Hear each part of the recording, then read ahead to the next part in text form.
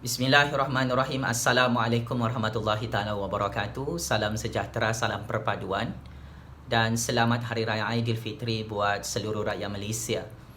Tuan-tuan, puan-puan, pak-cik, mak-cik, saudara-saudari dan anak-anak muda yang amat saya hormati sekalian.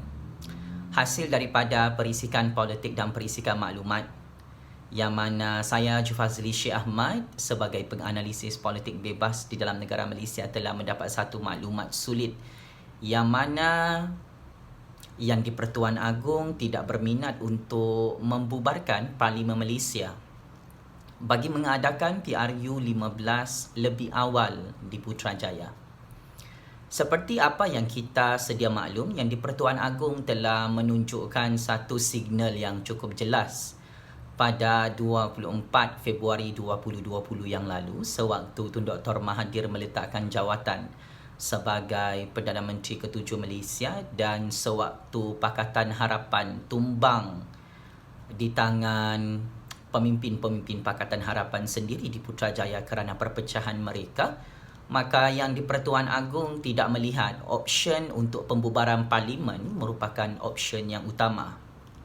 Sebaliknya, Yang di-Pertuan Agong telah menggunakan kuasa mutlak baginda untuk menolak pembubaran parlimen dan menggunakan kuasa mutlak Yang di-Pertuan Agong itu sendiri untuk melantik seorang ahli Dewan Rakyat yang mendapat sokongan 2/3 majoriti ahli-ahli Dewan Rakyat seperti termaktub di dalam Undang-Undang dan Perlembagaan Persekutuan Malaysia. Dan saya ingin ingatkan kepada ahli-ahli politik sama ada di dalam kerajaan ataupun di dalam pembangkang.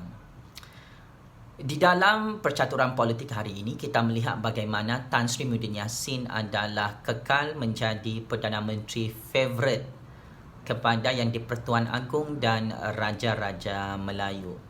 Hal ini kerana kestabilan politik di Putrajaya dan kualiti kepimpinan serta karismatik kepimpinan Tan Sri Muhyiddin Yassin yang disenangi oleh ramai rakyat Malaysia, yang mana rating populariti Tan Sri Muhyiddin Yassin semakin hari semakin meningkat di dalam negara Malaysia apabila anak-anak muda, belia, warga emas tanpa mengira bangsa dan agama serta negeri terus memberi sokongan majoriti dan kepercayaan kepada pentadbiran Tan Sri Muhyiddin Yassin selaku Perdana Menteri ke-8 Malaysia.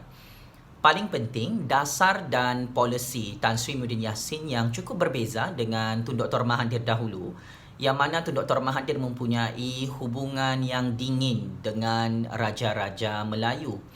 Dan Pakatan Harapan juga jika kita menilai dasar dan polisi mereka yang seringkali mengabaikan kuasa Raja-Raja Melayu yang sudah termaktub dalam Perlembagaan Persekutuan Malaysia, sehingga keistimewaan Raja-Raja Melayu dipertikaikan oleh Kerajaan Pakatan Harapan sepanjang menjadi kerajaan di Putrajaya. Tetapi dalam kes kerajaan Tan Sri Muhyiddin Yassin dan kerajaan Perikatan Nasional di Putrajaya, apabila dasar dan polisi Tan Sri Muhyiddin Yassin dan Perikatan Nasional yang kekal mempertahankan hak-hak keistimewaan Raja-Raja Melayu sama ada dari segi kuasa pentadbiran politik dan ekonomi, maka ini memberi advantage kepada Tan Sri Muhyiddin Yassin untuk kekal menjadi Perdana Menteri ke-8 Malaysia dalam tempoh 4 tahun sehingga 5 tahun di Putrajaya. Dan ini juga bagaimana kita menilai krisis coronavirus yang berjaya diselesaikan dengan cukup cemerlang oleh Tan Sri Muhyiddin Yassin dan Kabinet Kerajaan Tan Sri Muhyiddin Yassin di Putrajaya telah memberi satu kelebihan dan benefit kepada Yang di-Pertuan Agong, kepada institusi Raja-Raja Melayu dan tim Tan Sri Muhyiddin Yassin dalam kerajaan baharu ini. Yang mana beberapa bulan yang lalu kita melihat angka-angka dan data-data rakyat Malaysia yang menghadapi wabak penyakit coronavirus, angkanya cukup menakutkan. Dan akhirnya disebabkan ketenangan dan kualiti serta karismatik kepimpinan Tan Sri Muhyiddin Yassin yang cukup objektif dan cukup rasional untuk mengambil dasar perintah kawalan pergerakan dengan cukup efektif jika dibandingkan dengan negara-negara lain di rantau Asia Tenggara terutamanya.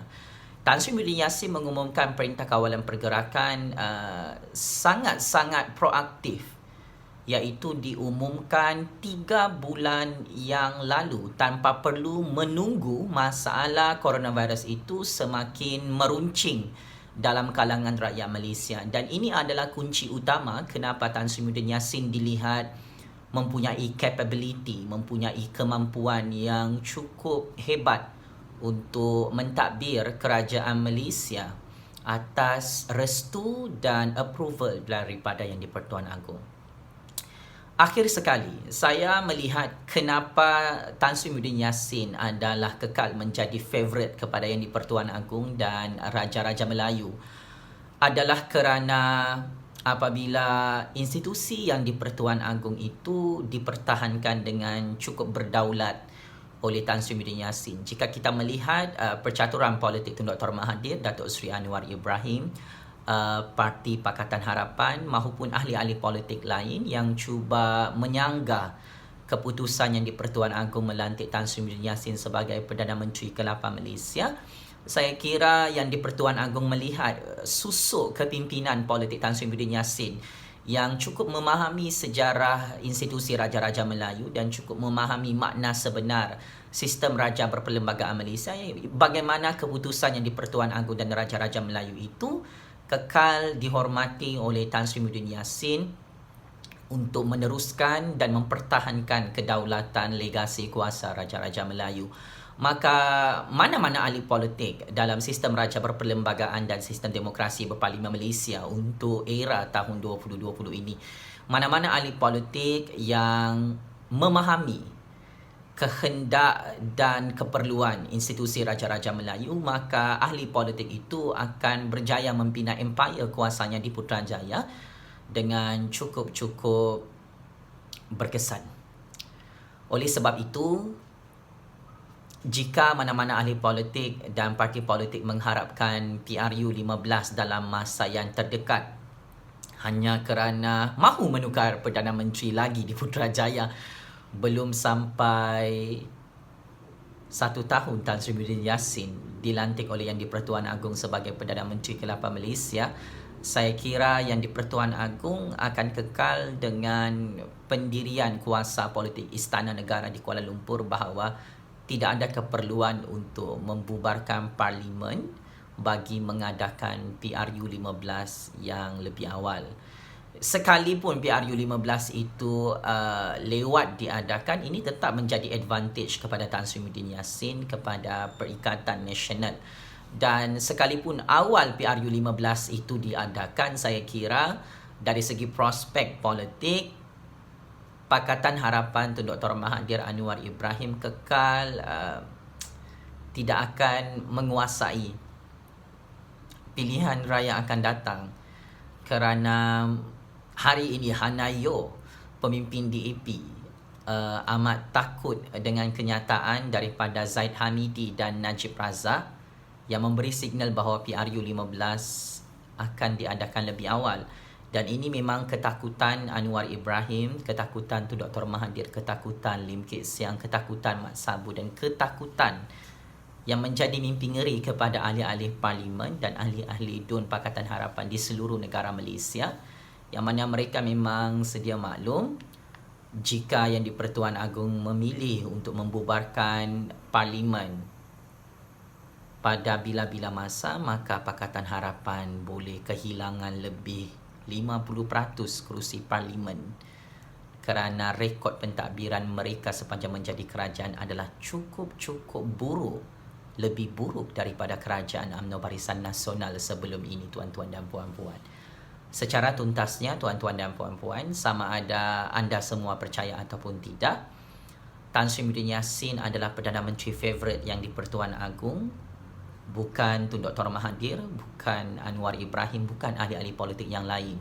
Dan fakta ini sangat penting untuk diketahui oleh pemerhati-pemerhati politik negara Malaysia. Apakah sebenarnya percaturan politik ini beroperasi sampai ke peringkat mana, tuan-tuan dan puan-puan. Dan anda semua perlu menimbulkan persoalan ini. Kenapa Yang di-Pertuan Agong mempertahankan Tan Sri Muhyiddin Yassin semasa pembukaan dan perasmian persidangan Parlimen pada 18 Mei 2020 dan mengetepikan Tun Dr. Mahathir Anwar Ibrahim dan calon-calon Perdana Menteri lain sepanjang Yang di-Pertuan Agong menyampaikan ucapan titah diraja baginda. Maka ini adalah indikator-indikator yang perlu difahami oleh seluruh rakyat Malaysia bahawa Yang di-Pertuan Agong akan mempertahankan kerajaan Tan Sri Muhyiddin Yassin di Putrajaya sekalipun apapun strategi politik yang digunakan oleh musuh-musuh Tan Sri Muhyiddin Yassin di dalam sistem politik negara Malaysia. Kerana zaman 2020 ini adalah zaman era legasi Tan Sri Muhyiddin Yassin yang telah menjadi bom jangka di Putrajaya, berjaya menggagalkan misi Tun Dr. Mahathir Anwar Ibrahim untuk menjadi Perdana Menteri di Putrajaya. Checkmate and game over Tun Dr. Mahathir Anwar Ibrahim dan Pakatan Harapan yang sangat-sangat mustahil boleh menggulingkan Perdana Menteri favourite Yang di-Pertuan Agong di Putrajaya. Daulat tuanku Yang di-Pertuan Agong, daulat tuanku Raja-Raja Melayu. Terima kasih.